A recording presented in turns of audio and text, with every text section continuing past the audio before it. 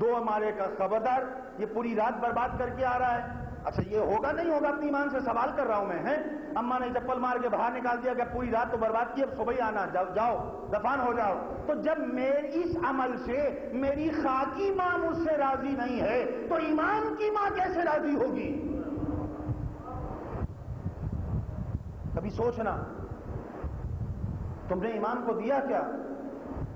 چراغا کرو. اپنے گھر میں بچے کی سالگرہ ہو، 3 دن پہلے سے پتا چل جاتا ہے کہ بچے کی برتھ ڈے آ رہی ہے، اور اس کے بعد 3 دن کے بعد تک پتا چلتا ہے کہ یہاں کوئی تقریب ہوئی ہے، غبارے پھٹے ہوئے ہیں، ٹوپیاں پھٹی پڑی ہیں، ربڑ بینڈیں پڑی ہوئی ہیں.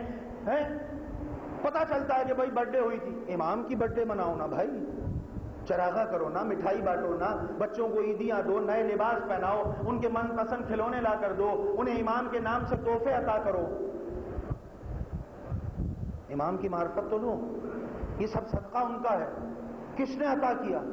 بس اب بار بار وہی سوال ذہنوں میں اٹھتا ہے. انشاءاللہ کبھی ظہور امام کے حوالے سے آنا ہوا تو وہ پوری مجسم روایت پڑھوں گا کہ جس میں چھٹے امام نے یہی ابو بصیر سے پوری روایت دی ہے کہ میرا بیٹا کس کس نشانیوں کے تلے آئے گا.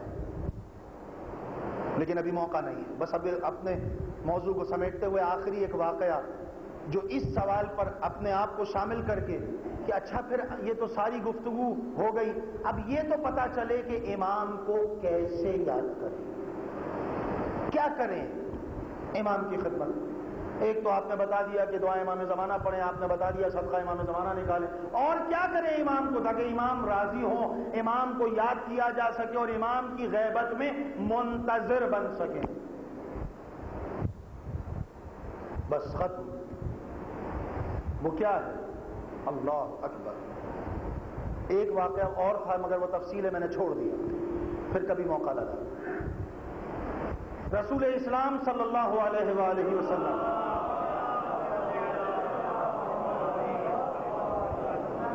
مولا کی خدمت میں ایک شخص نہیں، ایک نہیں 12 آدمی مدینے سے آئے، سرکار کی خدمت میں آئے. سلام دعا ہوئی، سرکار نے پوچھا سفر کیسا رہا؟ الحمدللہ. کوئی خواہش؟ اللہ کے نبی فرما رہے ہیں کوئی خواہش؟ کہ سرکار التجا. کیا؟ سرکار مدینے چلیے، مکے میں آپ پر مصیبتیں اور صحبتوں کے پہاڑ ہو رہے ہیں، آپ مدینے چلیے. اب یہ روایت میں سوال کر کے پڑھ رہا ہوں، اس میں جواب بھی ہے اور میرا سوال بھی ہے. اللہ کے نبی نے آنے والے 12 آدمیوں کو دیکھا، کہا تمہاری محبتیں اللہ قبول کرے، تمہاری خواہش مولا مدینے. اچھا یہ لوگ جو آئے ہیں مدینے سے، ان کے لیے رسول اسلام کا مکے میں زیارت کرنا کیا ہے؟ کبھی غور کیا آپ نے؟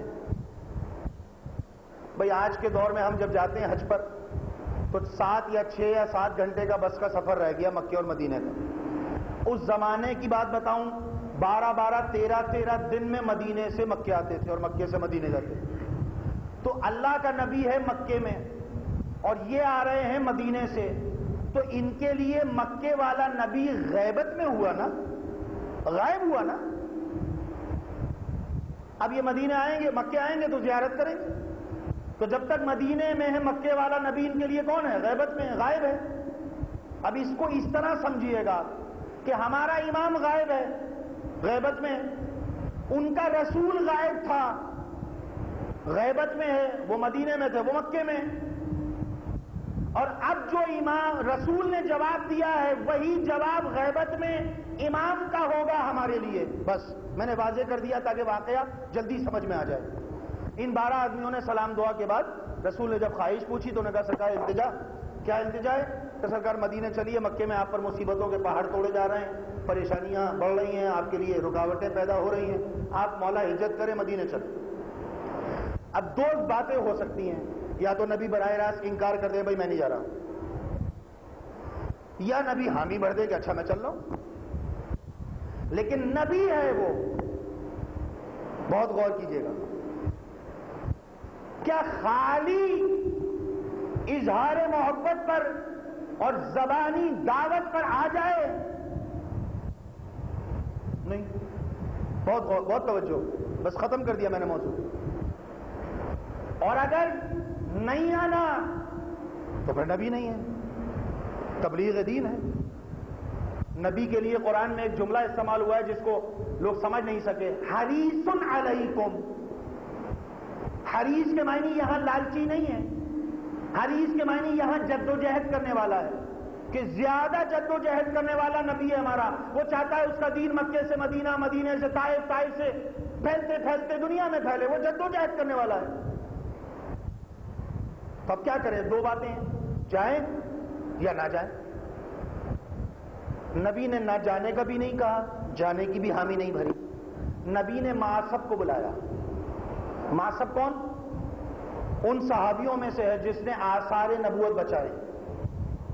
اللہ کے نبی نے معصب کو بلایا اور بلا کر کہا، معصب تم ان کے ساتھ مدینے جاؤ، اور جب تک یہ اپنے آپ کو اور اپنے گھر کو اور اپنے محلے کو اور اپنی بستی کو اور اپنے شہر کو اور اپنے مدینے کو تبدیل نہ کر لے، میں نہیں آؤں گا. بہت توجہ. ماں صاحب چلے گئے. اب ماں صاحب نے کیا کہا؟ اس زمانے میں 12 آدمی، میں نے یوں کہے کہ 12 آدمی روایت میں ہے، لیکن تفصیل میں روایت میں جملہ لکھا ہے 12 آدمیوں سے مراد 12 قبیلے. ٹھیک، 12 کمیونٹیز، ان کے سربراہ آ گئے. ایک سربراہ آ گیا، سمجھو پوری کمیونٹی حمایت میں ہے. تو اب معصب نے اپنا وظیفہ کیا بنایا؟ سب کو ایک ایک دن دیا ہفتے میں، کہا ایک دن میں تمہاری کمیونٹی میں تمہارے گھر آؤں گا، تم اپنی کمیونٹی کے سارے افراد کو جمع کرنا، میں انہیں لیکچر دوں. یہ جملہ میرا ہے، میں انہیں لیکچر دوں گا معرفت اسلام پر، کہ اسلام کیا ہے اور تمہیں کیسے تبدیل ہونا ہے، تاکہ تم اپنے رسول کی زیارت کر سکو اور ان کی ہم رکابی میں آ جاؤ. تو معصب نے ایک ایک کر کے ایک ایک دن دیا 12 قبیلوں کو. ہفتے میں ایک دن ایک قبیلے کے پاس، ایک دن ایک قبیلے کے پاس، ایک دن ایک قبیلے کے پاس، اور انہیں 1 سال دیا. 1 سال کے بعد وہ رپورٹ پہنچائی رسول کو کہ یا رسول اللہ، اب اتنے لوگ معرفت اسلام حاصل کر گئے، کبھی اور کرو. پھر 1 سال لگایا، پھر کہا مولا اتنے، کبھی اور کرو. 3 سال میں کم و بیش صرف تھوڑے بہت منافقین کو ہٹا کر سارا مدینہ اسلام پر نچھاور ہونے کو تیار ہو گیا. تب معصب نے رپورٹ دی، یا رسول اللہ مدینے کی زمین ہموار ہے، کہ اب میں آؤں گا. تو نبی نے پہلے دعوت قبول نہ کر کے یہ بتلا دیا کہ اگر چلا جاؤں تو خالی زبان پر جانا وظیفہ نبوت نہیں ہوتا. بہت توجہ. نہیں گئے، پہلے تبدیل کرو. تو آج اگر میں کہوں مولا آ جائیے، پلٹ دو اس کو رسول کے واقعے کو.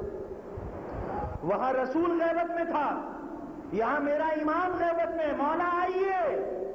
میرے ایک دوست کا شعر ہے بڑا عجیب، وہ کہتا ہے لب پر ہے کہ آئے، لب پر ہے کہ آئے مولا، دل میں ہے کہیں آ نہ جائے.